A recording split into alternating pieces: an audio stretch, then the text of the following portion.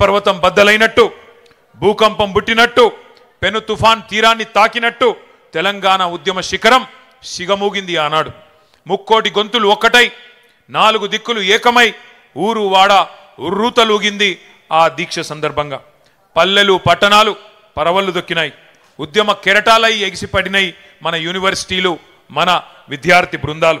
మడిదున్నే రైతు, బడికెళ్లే విద్యార్థి, కార్ఖానాలో కార్మికుడు, కార్యాలయంలో ఉద్యోగి, నల్లకోటు వేసుకున్న లాయరు, తెల్లకోటు వేసుకున్న డాక్టరు, కలం బట్టిన జర్నలిస్టు, దేశ విదేశాల్లోని ఎన్ఆర్ఐలు విజృంభించి రోడ్ల మీదకొచ్చి బిడ్డా మా తెలంగాణ మాకియ్యి అని బరిగీసి కొట్లాడిన ఒక ఉత్కృష్టమైన సందర్భం ఆనాటి కేసీఆర్ గారి నిరాహార దీక్ష.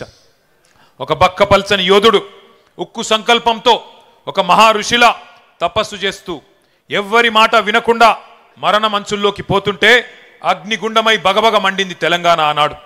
మంటల్లో ఈ రోజే నవంబర్ 20 ఆనాడు 2009 నాడు మన తమ్ముడు శ్రీకాంతాచారి ఎల్బీ నగర్ చౌరస్తాలో ఆనాడు తన ఒంటి మీద పెట్రోల్ పోసుకొని దహనమైన రోజు ఈరోజు నవంబర్ 29. ఒక కానిస్టేబుల్ కిష్టయ్య ఆనాడు కామారెడ్డిలో కేసీఆర్ గారి నిరాహార దీక్ష సందర్భంగా కేంద్ర ప్రభుత్వం కదులుతలేదు అని చెప్పి తన తుపాకీతో తన తలకు గురిపెట్టుకొని సెల్ టవర్ ఎక్కి కాల్చుకున్న సందర్భం ఈ దీక్ష సందర్భమే. ప్రాణాలను పణమొడ్డి పట్టుదలతో దీక్ష చేస్తే ఆఖరికి పార్లమెంటు ప్రకంపించింది, ఢిల్లీ దిగివచ్చింది.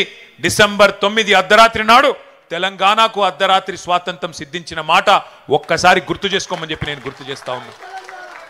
కానీ ఈ దీక్ష విఫలం కావాలి, తెలంగాణ రావద్దు, తెలంగాణ ఏర్పడితే మరి మన ఆధిపత్యం పోతుందని చెప్పి చాలా మంది కుట్రలు చేసినారు. जैसे हमारे भाई लोग कहते हैं, मुद्दई लाख बुरा चाहे तो क्या होगा, वही होगा जो मंजूर खुदा होगा. భగవంతుని ఆశీర్వాదం, ప్రజల సంకల్పం, నాయకుడి నాయకత్వం ఇవన్నీ వెరిసి ఆనాడు తెలంగాణ వచ్చింది. ఆ ప్రకటన అర్ధరాత్రి వచ్చింది.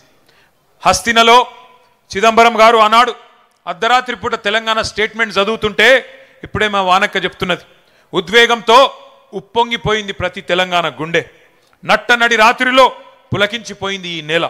ఓటములు, గాయాలు, కన్నీళ్లతో అలసిపోయిన చరిత్రలో ఒక్కసారి మొట్టమొదటిసారి తొలి విజయం దక్కింది అంటే దానికి కారణం మన నాయకుడు కేసీఆర్ గారి రణనినాదం అనే మాట మర్చిపోవద్దని చెప్పి నేను గుర్తు చేస్తా ఉన్నా. తెలంగాణ స్వప్నం కాదు సత్యం అని తెలిసిన సందర్భం డిసెంబర్ 9, 2009.